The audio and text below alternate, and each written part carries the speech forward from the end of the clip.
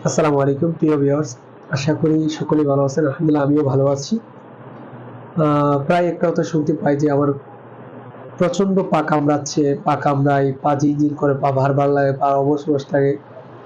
এই ধরনের কথা কিন্তু আমরা অনেক নানা-নানি বা আত্মীয়-স্বজনের কাছে আমরা কিন্তু শুনতে পাই বা অনেকের দেখছি যে দীর্ঘদিন যাবৎ তারা একটি ই একটি পায়ে বা দুটি পায়ে দীর্ঘদিন যাবৎ তার মেসেজ করতে হয় নাতি দিয়ে বা ছেলে মেয়ে দিয়ে তাদেরকে টিপাইতে হয় বা পাড়া দিতে হয় আমরা যেটিকে বলে থাকি।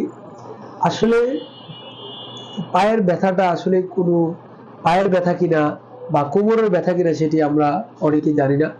পায়ের বেশিরভাগ ব্যথা যে আমরা বলি যে পিছনের রগটা টান পড়ে, রগের মধ্যে খিঁচে এই ধরনের কথা আমরা বলে থাকি।